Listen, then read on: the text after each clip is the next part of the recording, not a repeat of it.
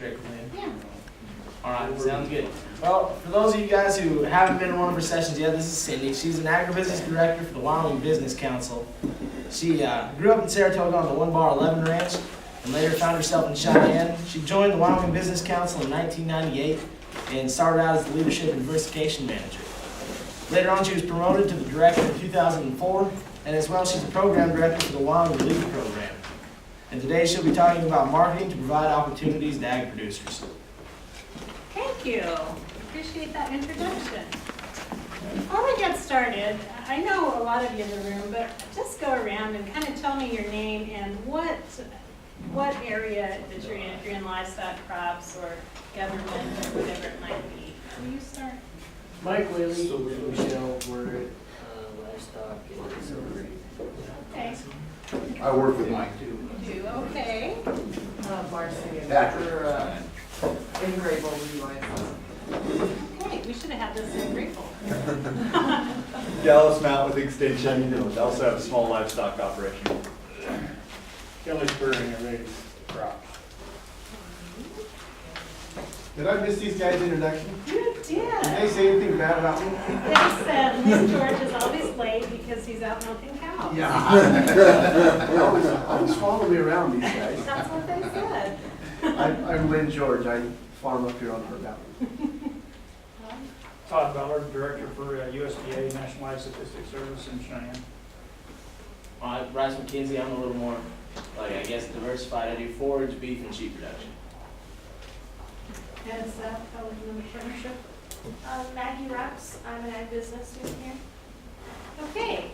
Christine Favero, I'm a drafting major. Well, good. I'm glad they drafted you to come to some ag stuff. That's great. Well, really what I want to talk about today is some opportunities for agricultural producers relative to marketing, and just visit with you a little bit about some things that I think are really great potential to increase the profitability for agricultural producers around the state. So really, I'm going to talk about a little bit of an overview of marketing so we're all on the same page when we start. And then kind of talk about the different stages of marketing. And I know some of you may be interested in trying to do some alternative things with your marketing strategy. So I want to kind of be on the same page with that.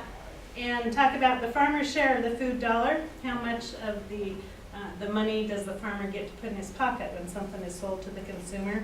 And then maybe talk about how you, as producers, can get a bigger piece of that pie.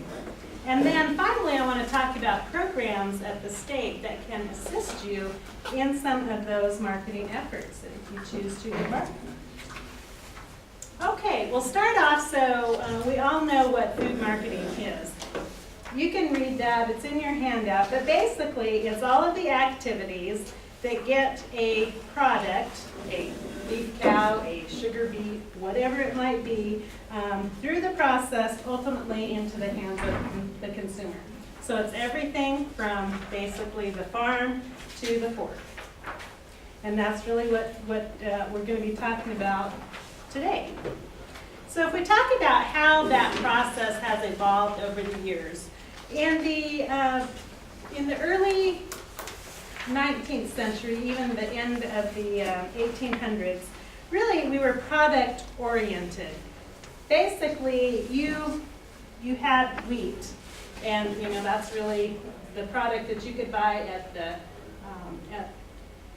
sometimes you even bartered the wheat. So that's kind of where marketing was focused. It was focused on the wheat product. Then we moved to more sales-oriented marketing opportunities where we would actually mill some of the product and put flour into a bag. And so now we've evolved then, since the 1950s, we're really heavy on the marketing orientation. Somewhere there is My cell phone won't do that either. I guess not. I guess there isn't a clicker. Anyway, now we're really into the marketing orientation. Most of the time, does anybody go to the grocery store to buy whole wheat? I doubt it. A few of you might buy flour. Most of you you buy cookies that are already made in a package, or bread that is already made and cut up. So that's how the marketing process has evolved over the years. And there are a lot of different things now that go into the marketing of a product because of all of those added steps and the fact that we're selling basically a ready-to-consume product as well. So if we look at the stages in the marketing system, there's the production and then assembly, the processing, the wholesaling and retailing, and then there's the consumption. And if we talk, there's a lot of discussion about the middleman, and some of it's not very nice. Let me ask a question. Who thinks that the middleman is really taking advantage of the producer? Don't be shy. Do we have a choice between the middleman and somebody else? Well, sure you do. I think the retailing end makes The a retail, big which is part of the middleman. If we look at Oh, these okay. things, assembly, processing, wholesaling, and retailing, is there somebody, why is it that, let me go to this next slide. Why is it that a sirloin steak will sell in the grocery store for $8.49 a pound, but the farmer only got $2 in that? Why is it that a loaf of bread sells for $3.19 and the farmer got 16 cents of that? Why is it that lettuce retails for $4.89, the farmer got $1.45? And this is probably those in this room's favorite one. Beer retails for $7.19 and the farmer got a nickel of that. So I'll ask the question again. Who thinks that the middleman is getting an unfair share of the market? Okay, we're going to talk about that because on average, farmers receive only just under 16 cents of every food dollar. These are statistics that Rocky Mountain Farmers Union updates us every year, and it's always fun to go look at that and see, wow, that just doesn't seem right. So the more something is processed, the more packaging that there is, the less that the greater percentage that the middleman appears to be taking. So, for example, if you think about lettuce, we don't even buy whole lettuce now. We buy it cut up, mixed it with other things, mixed with carrots and put in a bag. So the more packaging there is, the more transportation, the more highly perishable a commodity is, then the greater the marketing costs are that are associated with that. So even though these folks, as you can see from this chart, are getting somewhere along the line, they're getting a larger chunk of that dollar. There are also a lot more costs associated with that. And I'll talk about that in just a minute. What I want us to focus on now is how can you as producers, get a bigger share of that pie? How can you get a bigger share of that food dollar? More than just that 16%. But I do want to throw out a little disclaimer. With that bigger piece of the pie is going to require more time and money for a lot of different things. You're going to have to be in charge of your own marketing. And think about this. Right now, you're probably all really good at producing. You're great producers, that's what you've done, and that's what your expertise is. How many of you have marketing experience? How many of you know how to go about doing that? So somebody is going to have to take on that responsibility. And if they do, then who's going to do the production part that somebody else has been doing? So that may be something you have to hire out. So if you can't find someone that's already in the operation that has that expertise, there may be additional employees needed for that. Who's going to do the advertising and the promotion? If you don't advertise it and promote it, it isn't going to sell. Who's going to take care of the packaging? If you're going to start making whole wheat flour, who's going to sew these bags? and put the little ribbon around it, and who's gonna make the label and do all of those things that somebody else has been doing all along. And then where are you gonna store it? Transportation, you know, how are you gonna get it from point A to point B? And, you know, think of the costs associated with just you being on the road traveling. If you decide that you're gonna have a new grass-fed beef business and start direct marketing, and you're gonna jump in the trailer every weekend and add, you know, 200 miles to a farmer's market, there are transportation costs associated with that. So there are a lot of costs associated with all of these marketing pieces. And it's estimated, like just for the wheat flour, that 32% of that, the price, it is going for marketing and those types of efforts right there. So that's a fairly big chunk. So I just want to throw that out to keep in the back of your minds. It may seem like, gosh, I can make 5 times as much money if I would just process that myself and do some direct sales, but you have to think about all those other things. Is there, I don't mean to interrupt you, Oh, but please, interrupt is there a anytime. breakdown? Is there a breakdown between, you know, who gets the bigger portion of the pie in the retail end of things, whether you're assembling, processing, marketing, you know, who gets the bigger portion? Yeah, the bigger part, and it depends on what commodity. It varies highly on the commodity. But the more highly processed, actually, the marketing, the advertising and promotion portion is a bigger chunk if it's not a highly processed food.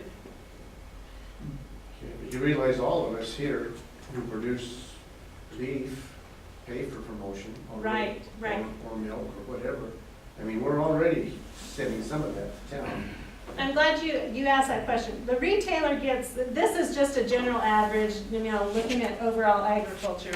The retailer gets about 3%, the wholesaler 4%, the miller, for example, 5%. That's about their profit margin. The retailer's 3%. The retailer's 3%. I would expect it. I was gonna say, I don't believe that. Well, I don't. My dad used to be in business, and I know the least markup that he would make on anything was like 30%. And there's keystone markups on a lot of things. Right. If you go buy this shirt directly from Wrangler, it's a keystone market. You pay $20 and sell it for $40. Right. But we're talking about food marketing here though. And so the structure is a little different than it is for a downtown business that can actually sell things then at the end of the year for, you know, 50%, 60% off and still make money, if not break even. So the markup is different. And these are 2012 statistics. Grocery stores claim 2% is all they need to make it work, 2%, Yeah. because it's volume. Right. That's return after expenses, I'm guessing. 2%, no, it's 2% markup. Huh.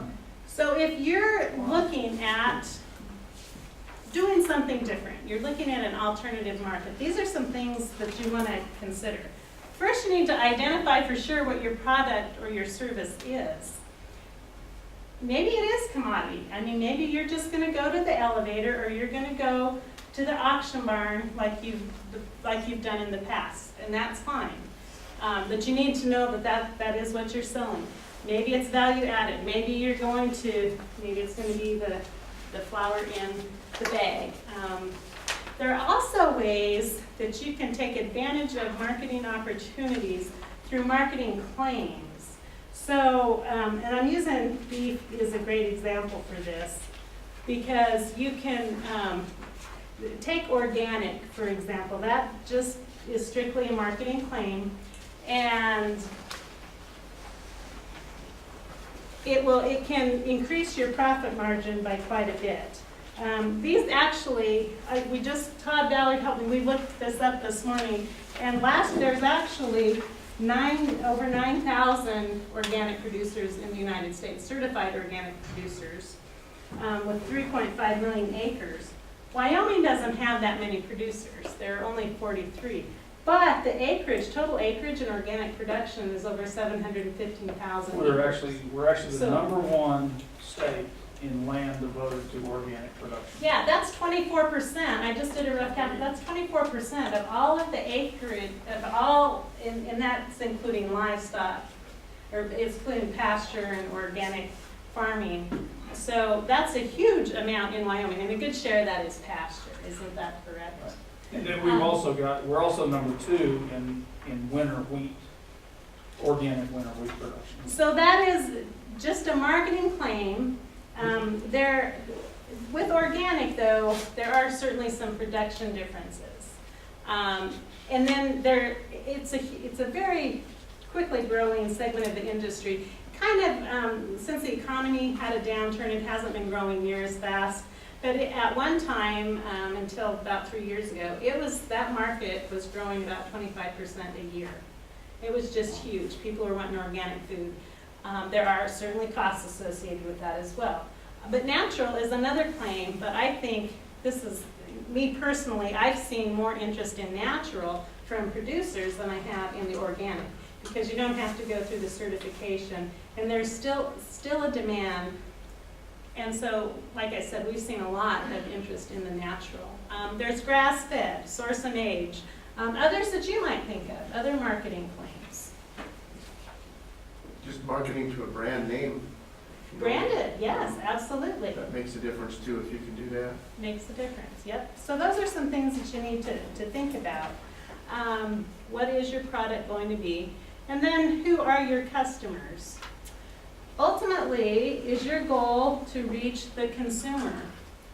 Or is it, maybe the feedlot owners? If you're selling natural, maybe it's the feedlot owners. Maybe it's the elevator managers. Could be the packers. Maybe other ag producers. If you're in the seed stock business, certainly your market is other producers. Or if you're in the hay business, it might be other producers. There are a host of others, but those are some things that you want to identify before you start your marketing campaign.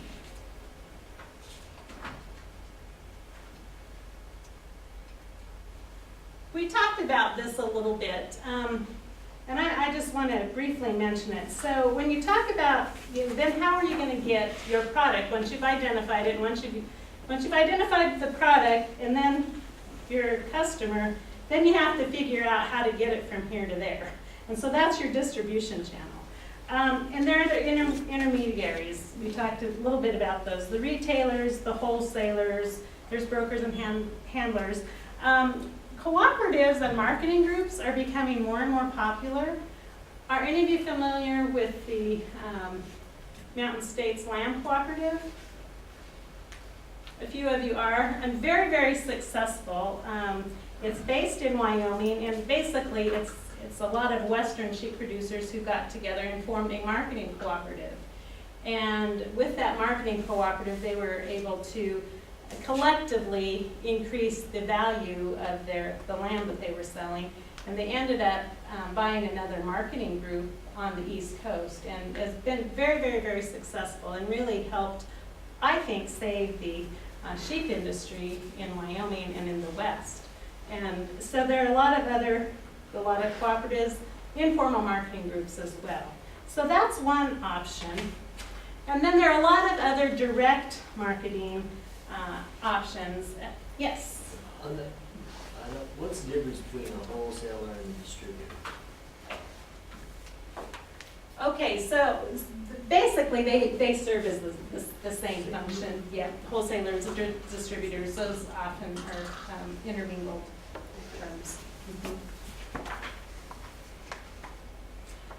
So here are some things that a lot of Wyoming people have been involved in through direct marketing channels. The first one is community-supported agriculture. Does anybody know what a CSA is? Community-supported agriculture? Yes, Who wants to give me a definition? So you sell shares in your produce. Yeah, basically the members purchase a share at the beginning of the season and they pay that money up front. And then the bounty of the harvest, then you know, sometimes it's a weekly deal, sometimes it's every other week, then whatever the produce is very common, but there are also meat shares as well. So whatever is produced, then they get their share of that commodity. What one of the advantages for the producer of a CSA is that the consumer also shares in the risk. If your harvest gets hailed out and you have nothing, then they have already paid to help you buy seeds and all that, and so they share in that risk, and so there isn't anything in their food basket for that cycle as well. So it's a great opportunity, especially if you're just trying to get started out. It'll help with some upfront cash flow needs that you might have. Farmers markets are huge, and I'm going to talk about them again in a few minutes. Home delivery, you know, this is coming back. You know, it used to be very, very common, but there are a lot of folks that are doing home delivery, especially, it's sort of like the CSA share a little bit, but for senior citizens and whatnot, it's a really great opportunity for folks who can't get to a farmer's market, but especially in our rural communities. Is it accepted well enough? I mean, obviously there would have to be more expense involved there for the producer. I mean, is it being that well accepted even though it's more expensive? Yeah, you know, it's just kind of starting out a little bit. We don't see a whole lot of it in Wyoming, but there is, I mean, actually there's probably more than we realize. A lot of the CSA folks, if the people can't get there to get their produce for the week, a lot of times they'll deliver it because they just happen to be going into town or something like that. But I think it's certainly something that people can look at as an opportunity to develop into a unique business model. Can we talk about that CSA a little better? Yes. Obviously, if you, let's just say I have a 10-acre piece that I want to make a community garden. Right. Uh-huh. And I go ahead and I sell, I assume, shares or something like that to the CSA group. To your CSA members, yes. Obviously, if I sold a $50 share to you, you would expect $50 return in produce somewhere. That wouldn't give me any more working capital than I had before. Well, it would, because you're getting the money up front at the beginning of the season. So you can buy all your seeds and everything with the money that they've given you. But basically, I'm just working for you then. No. I just got a job. I don't have any other additional income from that. Yes, you do, because you cut out all the middlemen. Yeah, you've It's got to correct, leave it you're limited. And so showing you need to price that so so that you are making money on that. You can't share. expect $50 worth of produce back. You really can't, because you've got to expect only 30, because I've got to keep 20 to make it work, right? Well, but she's Yeah. getting $50 that she would have paid going to the grocery store, but it certainly isn't costing you $50. Yeah, you can charge whatever you want. What You're basically what can. you're really doing is you're selling a membership. You're selling a subscription to a basket of goods that you get from the community garden every week. I understand that, So- but where is my income going to come from that? Your income is the fact that you're going to charge $50, or you're going to charge at the beginning of the year, you're going to charge $500 for a share. And you're going to sell shares to 30 people. Yeah, whatever. 30 people. So that gives you your income. And it's only going to cost you whatever it costs you for the seeds and your labor, of course. Labor, yeah. But you have to build that profit in to what you're going to charge for the share. Well, yeah, you're paying $100 to grow it, and you get $500 for it. That's Right. where your profit is. Exactly. And you Exactly. get up front. And You what- see it, you That's mitigate all the okay. risk. That's okay as long as the people that know that when they're buying the shares. If they expect a complete return on their investment, Well, but if they went to the farmer's market and bought that same produce, they'd probably be spending that much money as well. And some months, you know, when you start the season out some of the CSA start even in May, if they have the greenhouses. And so, you know, they just get a little bit. And then as the summer, most of the times people get more produce than they can use with their shares by midsummer and fall. And then the other thing that folks, and you know, we can talk about that too, if you're interested. That's what I'm hoping, to generate some interest, and then you can contact us to really work through It these. would just make more sense to me to just take it to the farmer's market and sell it for a profit rather than giving it away because I've got more than I can have. I guess I'm trying to get my head around this. Well, I think part of it though is that you have a buyer for that market, for that already. Whereas if you take it to the farmer's market, you might not sell it. Gambling, that's And true. so you already got it, and you may have extra that you can go to the farmer's market with, but you've already got your input cost up front, where you didn't have to go and get a loan for that, so you don't have the interest in situation. So there's some advantages there. Yeah. And then also, they're gonna still pay that same amount. They may get more for their buck if they were to buy it with the CSA and get better quality stuff. That's where it is you're giving them better quality. They feel like they're getting a fresher, Right. better quality product. Yeah, and the other And so then issue you- is you develop a relationship with the producer, and that's huge today. Yeah, 'cause then they know the story. You know, the producer. Do they ever come out knowing and the consumer. help you weed? Yeah, Or can you there, expect there's that? a great example in Afton. There are two great CSAs going over there. And I mean, huge. We're talking 10-acre gardens. I mean, they're big. And that is, they have a work share plan where for lower income families, those who can't afford a share, they actually can work their share off by coming and working in the garden. If you have a 10-acre garden, you're gonna need some extra help. So that's That would worked be really, really well. Okay, I'm sorry. No, that's okay, that's okay, we have time. Another opportunity, internet sales, which is great. I mean, you know, you can buy everything over the internet.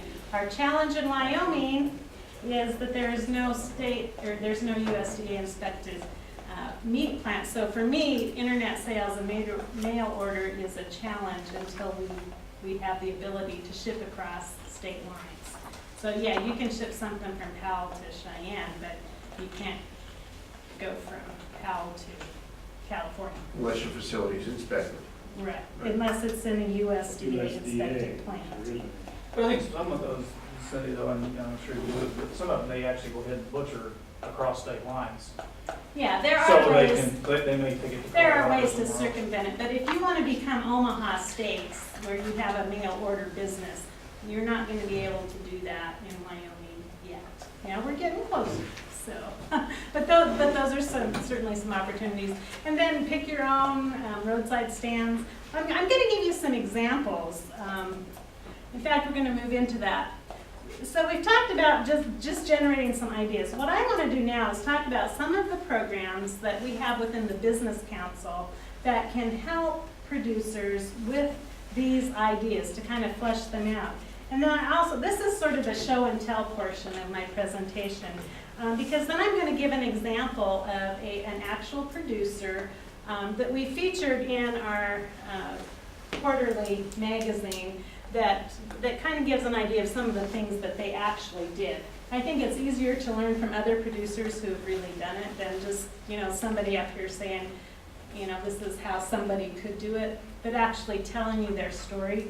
I will say, however, if you contact us, I won't be using your information in a presentation in 2 years because everything is confidential.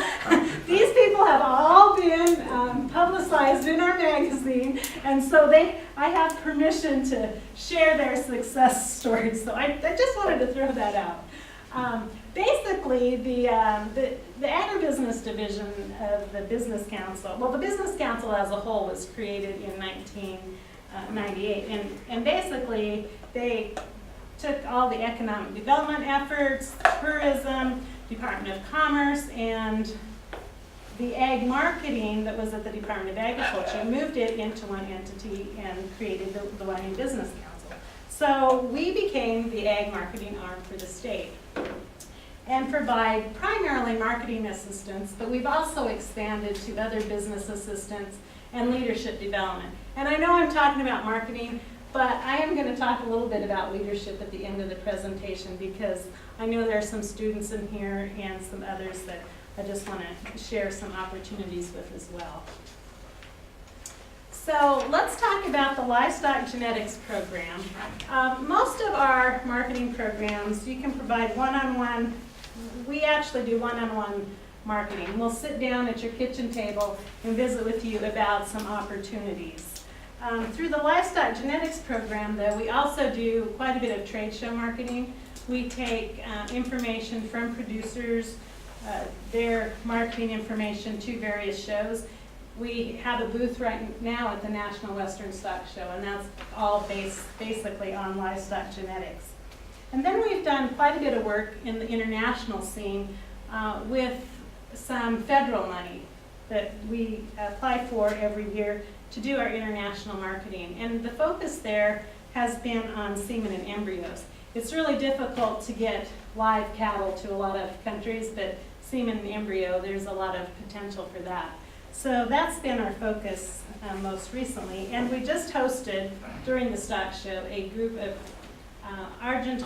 two producers from Argentina who are interested in buying some Wyoming livestock genetics. And Kim Cullen from Wheatland is the owner of K2 Genetics. She's been participating in our program. And basically, Kim came from a commercial operation there in Wheatland and started her own herd of Red Angus cattle. And then she came and she worked with Dave Winninger, who I'm sure a lot of you from this area know, and learned a lot more about the embryo transfer. And Kim started her own AI business, and a couple years ago, her business was third in the nation for AI sales. So she's done a tremendous amount of work in Wyoming and neighboring states. But Kim has been participating in our international program and was involved with the group that came from Argentina just last week. So we're really excited about the opportunity that she has potentially to have some international livestock sales. And then livestock and meat marketing program basically, again, provides the marketing consulting. But we also identified in 2006 there was a great opportunity for producers to receive a premium for source and age cattle. And so we developed the Wyoming Verified program, which is basically it's a source and age program and then a natural program as well. And so last year I had some statistics here. There was producers who participated in source and age verification received anywhere from about $8.50 a head was the average, but some of them said they received a $40 per head premium for cattle who are participating in that program. And last year there were 64,000 head enrolled, and we figured the university did an analysis. That was about $800,000 back into the pockets of Wyoming ranchers. So we're really excited about that program and how it's taken off. And then just this fall, we worked with the University of Wyoming and developed a program to help market Wyoming premium heifers. And this year was the first year in the program. Basically what we did, the University of Wyoming established a set of protocols for producers to follow, and then we did the marketed at a lot of different trade shows across the United States, in fact, Texas, and placed some advertisements and whatnot to try and increase the promotion for Wyoming bred heifers and replacement heifers. Unfortunately, there was this little thing called a drought, so our numbers weren't really as high as we expected. We had, I think there were 10 producers that, because of the drought, were enrolled in the program, but didn't sell through the sale. But nonetheless, we sold almost 800 bred heifers and another 800 replacement heifer calves at 3 different sales from November to January.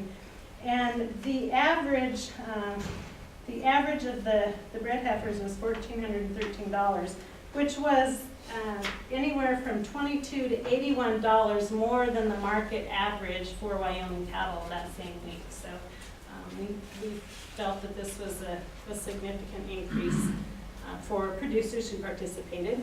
Was the University of Wyoming, did they also group them and feed them, or did they just sell them? No, it was a video, those were video sales for the most part. So worked with the auction barns in Torrington Livestock had 2 of the sales, and then Buffalo Livestock hosted the other sales. So they So were. the animals stayed in So the the animals producer's place. stayed and they at the just producer's shipped. place, right. Because see, that's a huge thing, you should really point that out. Anytime you can move them off the home, you haven't got commission expenses and trucking and all these other things. That could actually add a lot of value to that $1,400. Right, yep, that's a good point. And then for folks, because the focus of this conference is risk management, there is also, we've done a series of risk management sessions for livestock producers. We've done the same on the crop side, but for folks just specifically interested in the cattle side, we've done that as well. Garrett Falkenberg is over in the southeast corner of Wyoming, and he participated in the retained ownership program it was just really visiting with John Han, who manages that program for me, and just by retaining ownership, he realized that when he got carcass data back, that he really didn't have the right genetics. He was astonished to realize that his carcass yields weren't really what they thought that they would look like. So he worked through that and decided to change some of his genetics. So that's just one little example of some things that you can do to do some different marketing. In this area for livestock and meat marketing, I'm sure most of you have heard about Wyoming Authentic Products and the project that David Fales has up in this area. Basically, David in Cody is going to build it's going to be the first USDA processing facility for cattle in the state. He isn't going to have the slaughter. He's still going to have the cattle slaughtered at a USDA plant elsewhere, but basically he's going to be then bringing the back and doing the final processing here in Cody. So David received a grant from the Wyoming Business Council. It's a community-supported grant, so actually the city of Cody is the beneficiary of that, but they're going to be starting, if they haven't already broken ground on a building, they're building a new building in Cody. So that's very, very exciting, and we've worked a lot with David to get that project underway, and we hope that we'll see a trend with more activity in that area. Now, what's the retained ownership thing? Did I must have missed it. Oh, so retained ownership is if you, instead of just when you, But I'm sorry. How does your program work? Basically, it's just providing some one-on-one consultation, kind of working with you, identifying the steps that you can take for retained ownership, putting you in touch with different feedlots to tell you, what kind of data you can get back through that program. Okay. But do you put them in contact, do you put us in contact with a feedlot that will guarantee carcass information? If Or how that's, does that, yeah. how do we get the carcass stuff? Does it come through you and back to us? No, through the feedlots, so we can identify which feedlots provide that opportunity for the producers. And then some of the training also goes along with that. How's the fellow that's putting in the meat cutting place up here, how's he getting Wyoming product? I mean, if we don't have a certified USDA kill plant in Wyoming, how's he getting Wyoming product? What he's doing, most of the producers he's getting the cattle from are in southeast Wyoming, over in Goshen County, because that's the specific genetics he was looking for, and they're being fed there for him. So from there, they're going to a kill plant, and right now they're actually being processed at that same facility in Colorado. It's a USDA facility. So basically what he's going to do is instead, once they're killed, then they're going to send the carcasses up here for the further processing. I think eventually he'll add the kill floor, but the expense of adding that component to need a larger plant was just more than I think that he was ready to do. And because it was cheaper to send the box beef up this way than the live animals anyway, so. The cattle are his? The cattle are, Wyoming produced. they're Wyoming produced cattle, so, and he's always looking for more producers.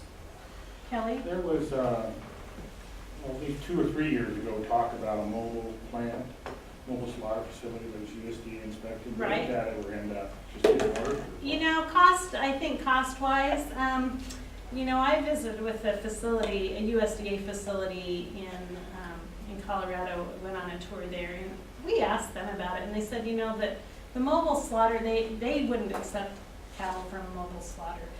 Because that's all it was just mobile slaughter. Then the processing would still have to be done in a USDA facility. So that may be something that would work with the David Fales project at some point. But for the number of head, I don't think it makes sense. If you're only doing, you know, 3 or 4 head, it makes sense. But if you're doing 30 or 40 to have a mobile processing, that isn't going to work. Yeah. You'd also have to jump through the hurdle of the aging process, you know, where to hang them. Right, But I storage can sure becomes see the that working issue. eventually if you got enough motivation on Well, that. once you get all of the, you know, the processors set up, then the mobile slaughter would work. But the Right. problem I've heard is all of the byproducts that they aren't gonna use, where do you go with it? What do you do? You almost have to have a composting thing or something else. And that's what they set up at, a regular stationary slaughter plant, they have all that capability. Right, they can. Take care of that. Mobily, you wouldn't. Right, exactly. I think the idea of that was for more of a cooperative for those that were just doing a few head custom, so they could be at your place to do 2 head and then go over to Lynn's and, you know, the next day and do a couple head. I don't think they were ever designed for large volume, but more for, you know, one or 2 at different locations. Yeah. This is good discussion. We also have a forage marketing program. And one of the highlights, I think, of this program is that, of course, we participate in the State Fair Hay Show and actually manage that. The winners of the State Fair Hay Show, we send those forage samples to the World Hay Super Bowl analysis in Madison, Wisconsin at their big hay, and that's sort of the premier hay show of the world, actually. And there has been a Wyoming winner of that hay show in 8 of the last 10 years. Wyoming has done really, really well. We're really excited. And in fact, some of the folks from PAL have been winners of that show or placed in that show. So really good marketing. I will tell you that the forage marketing program is a double-edged sword. In a year like this where hay is scarce, you know, it's kind of hard to be promoting that other places, but you know, I think on the average, it's probably a good thing to do for Wyoming to help those producers. And then there's the Wyoming Hay Hotline. I don't know if you're familiar with that, but the university is really the one.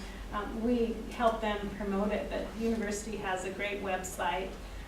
Unfortunately, there isn't a lot of hay available, but during normal years where it's not a drought year, it's just an online resource where if you need hay, you can find. Is that a hay sharing station where people can check it to see if there's hay available, or do you actually have a market for hay that comes through that direction? It's just the hay sharing. It's just a database of who has hay. And then the challenge is when somebody sells all the hay that they put on there, you know, getting them to take it off so they aren't getting phone calls afterwards. I think that's one of the challenges with it. But in normal non-drought years, this is a really good resource. This year, there wasn't anything to put on it. But Ron Richner is a great example of somebody who's utilized this program. In 2007, he won the World Forage Analysis Super Bowl in Madison. And as a result of that, he actually expanded his marketing opportunities for Wyoming hay. People in those dairy states love Wyoming hay because we have great alfalfa, and they can't get that kind of quality there. But the other thing that Ron has done that I think is really creative and innovative is that he developed a mini baler that he could bale hay for the pet market. So guinea pigs, rabbits, that type of thing. They were, you know, about this big. And then he started hand tying. He couldn't really figure out the baler process, but they were hand tying those small bales that they use at craft shows. And, you know, you could get $4 or $5 for one of those little teeny bales at a craft show. So that was just another innovative marketing thing that he was able to take advantage of and help increase his bottom line. Obviously, crop marketing is an important component in Wyoming. And one of the things that we've been involved in most recently is some biofuel research. We had a grant to actually help educate producers on biofuel, and there was a little work done up in this area. And then some up in Sheridan. There was a producer in Sheridan who actually planted some camelina and it was established enough and successful enough that he got his own crusher on farm and started making his own biodiesel, not for commercial sale, but just to decrease his on-farm costs. So he was using it on the farm, and it's been very, very successful. Another producer I want to talk about is Curtis Hatterley. And Curtis is the one, he's up in the Afton area, and he has this very successful CSA. He sells at the farmers markets. He has a roadside stand. He's just been a great innovator. He was probably one of the first producers in Wyoming to start selling to local schools, and they initiated the conversation. They came to Curtis and said, "We'd really like to have some carrots for our afternoon snack program. Can you provide carrots for us?" And so it was just a really, really great opportunity. So thinking about getting local food into local schools is another opportunity. I think the bigger opportunity with Farm to School is to get local meat into the local schools, because unless the school requires it, it doesn't have to go through a USDA facility. So I think there are some really exciting advantages there.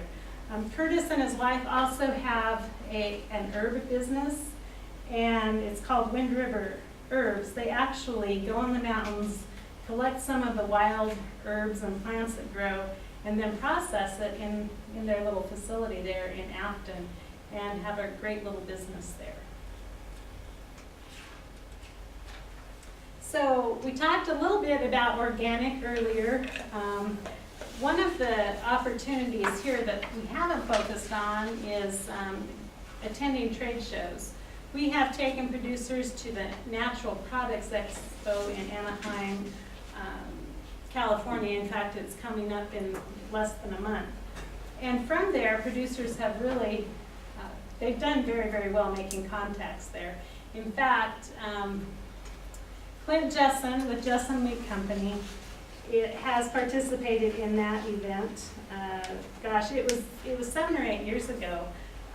But this last May, Clint and his wife Jessica hosted a delegation from China on their farm. And basically what they were they were auditing his organic wheat production. And Clint, as a result, is going to be the first U.S. producer to sell wheat to China. So it's very, very, very exciting for them, as well as for the whole state of Wyoming. So, you know, somebody in Pine Bluff, Wyoming is going to have the first in the Chinese market. And they're going to be selling, I think ultimately the wheat is going into organic baby food and nutritional supplements. You mean he's the first one that's going to sell organic wheat to China? Organic wheat. Yeah, because I thought we moved wheat to China already. Yeah, wheat's gone to China, but not organic wheat, Gotcha. right? Yes, organic wheat, yep. One of the growing programs is the Farmers Market Program. When I started, I think, gosh, with the Business Council, there were 8 to 10 farmers markets around the state. And now we have over 44 different farmers markets across Wyoming. I know Powell has a great farmers market. And then we also have a few winter markets. But what we do provide for farmers markets, we assist producers. If that's an avenue that they're looking at, basically we'll meet with producers and visit about all the different options for marketing. most people think of farmers markets as produce. It is far from that. There is a lot of meat marketed at farmers markets. You would be surprised. And the people who go there appreciate the fact that they can get locally produced products. And so they're usually willing to pay a little bit more for it. What kind of meat? Pork, beef, Raw? packaged, Packaged? wrapped and packaged. Who inspects that? People, so that can be done at a state inspected meat facility. So if you have, is there a plant in Graybull? I know there's one in Orland. Anyway, one of the state facilities, so if it's packaged there, I mean, these producers, it has to stay at a certain temperature at the market, and there's some restrictions, but they bring coolers with ice in it to the markets, and they'll sell it by the package.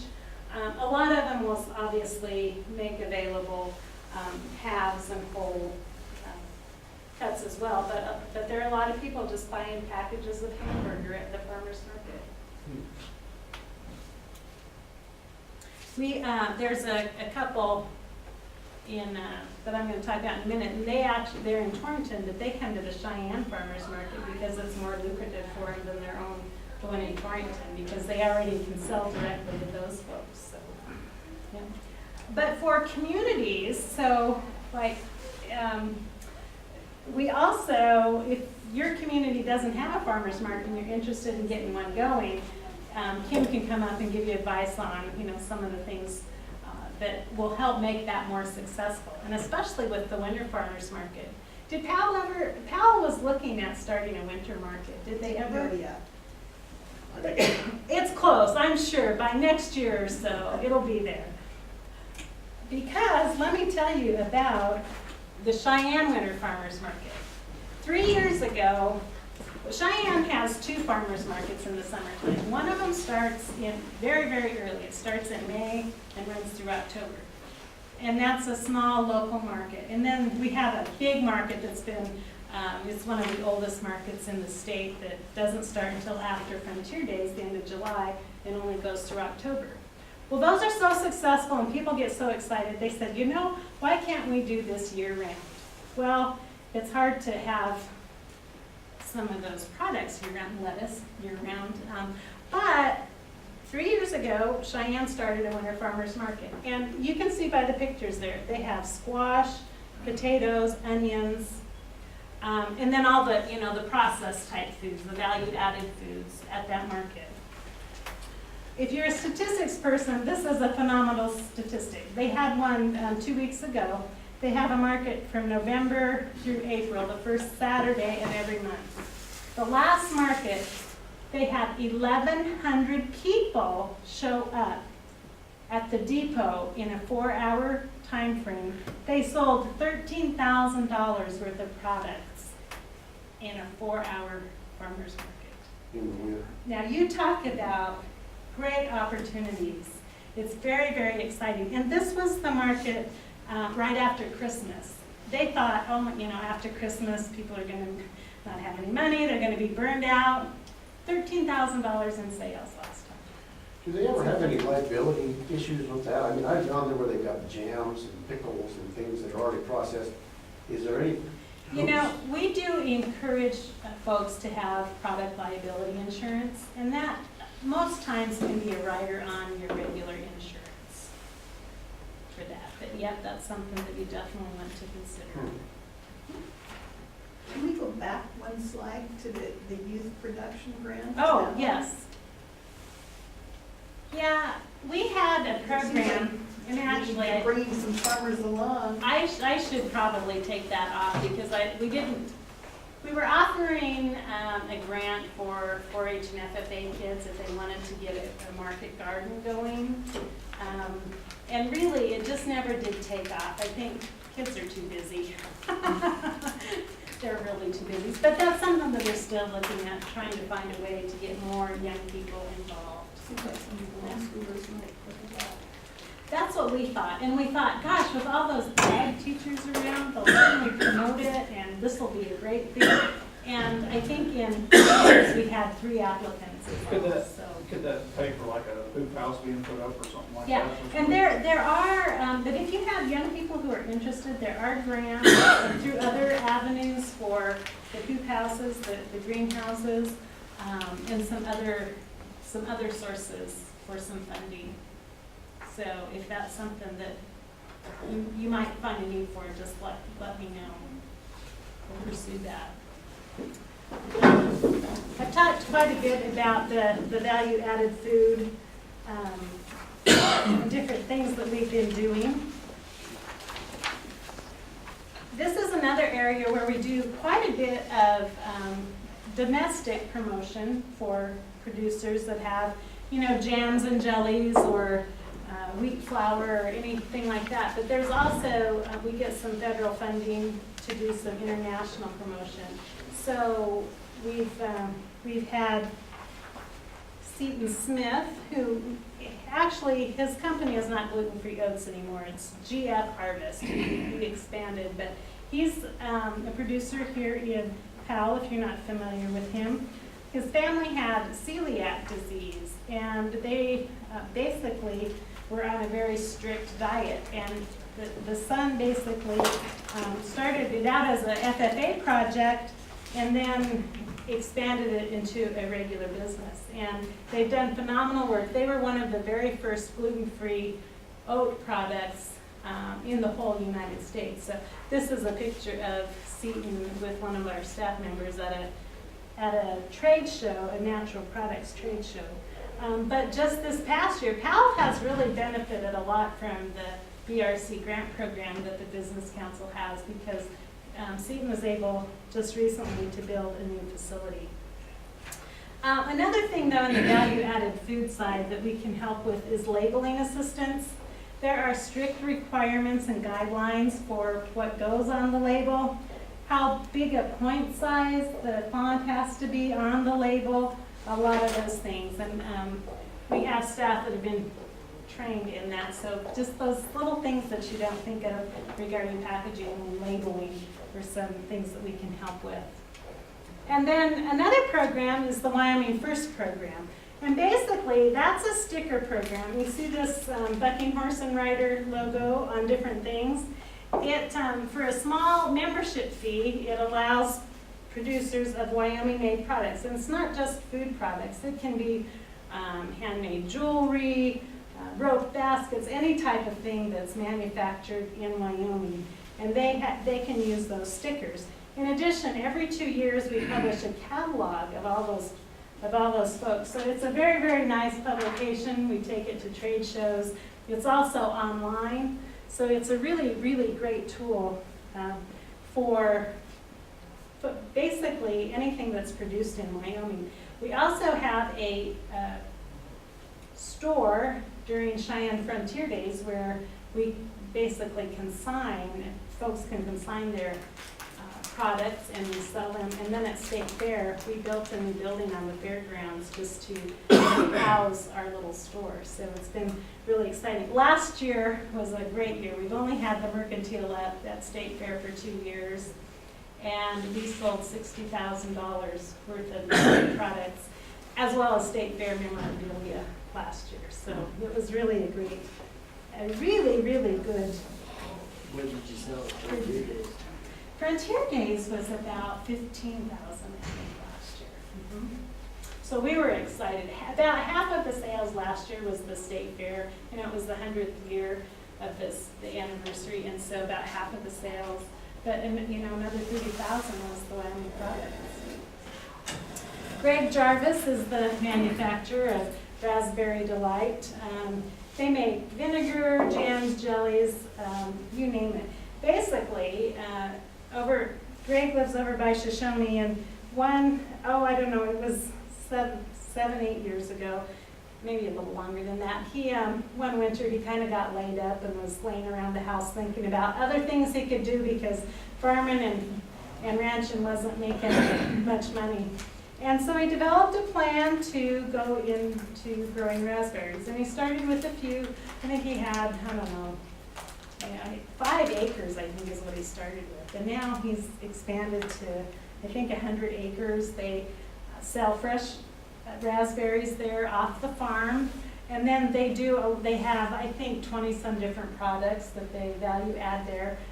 They converted a building to a store and added a commercial kitchen right there so they can do the processing there. Anyway, it's a great story. And Greg told me, he said he's made way more money off of raspberries than he ever did in the cattle business. They also have a U-pick stand where people can come out, or he has a roadside stand and then a U-pick opportunity so people can come and pick their own. So that's just some things that Greg has done. Income diversification. This is a lot with ranch recreation, ag tourism, those types of things, but also looking at, just adding another type of component. So we worked with a group a few years ago and developed it's like a 200-page workbook that we can actually help walk producers through and provide some training. Every year, in conjunction with the Women in Ag group, we host a diversified ag tour in different areas of the state. We did have one in Powell about 8 years ago. Anyway, Cindy Ridenauer with Meadow Made Food is one example. We haven't really gotten into ag tourism too much, but they have a large vegetable operation as well as natural grass-fed beef operation. And that's how they make their living. And so they've done a really good job with that. I think this is the last program I'm going to talk about before we end the day. It has nothing to do with marketing, except it's sort of marketing yourself. The other program that we offer is the Wyoming Lead Program. And basically, it's a 14-month adult ag leadership program for producers and those involved in agricultural business as well. And we have 10 seminars during a 14-month period. 8 of them are in-state. We spend a week in Washington, D.C., and then have an international travel component to that as well. So the focus of the sessions are wide and varied. Communication and leadership, rural economics, ag policy, of course, state and national government, technology, marketing, natural resources, energy, estate planning. Those are just some of the topics. We just graduated a class 2 weeks ago, and so we're in recruiting mode. So if any of you are interested, I have some brochures here, and we'd like to get more people from this area to participate if we can. Pat Frolander. You gotta be an adult. Well, we've had, 25 is sort of our lower age limit, but we've had other people in there besides that. Pat Frolander is a great example of that. She went through the Ag Leadership Program and became very, very involved in the Wyoming Cattle Women. And as a result of her broadening her experience through the LEAD program, she and her husband also started a machine shop on the farm. And so that was another way for them to diversify the ag operation. So in general, we publish a lot of other marketing information, do marketing consulting, business planning, all the different publications. Really, we are a resource. If any of the things we talked about interest you, or anything that any of these other producers, if you're thinking, gosh, maybe we should look at that, please contact our office, because we're willing. That's what we do. We get very excited about helping people do something a little differently, or at least investigating. Oftentimes, if we can prevent you from doing something, we've done a better job than if we encouraged you to do something that you really shouldn't have. We're our worst enemy, right? That's right. And again, I just think that I know there was a drought. I know there were a lot of things. But you know what? This is an opportunity. I think that as a result of that, it's getting people thinking entrepreneurially. Okay, we can't always rely on this. What are we going to do differently? And so I think that there's a silver lining behind every cloud, and maybe the drought, maybe these new opportunities are going to be that silver lining. So any further questions? I'll stick around and visit with anybody if they'd like.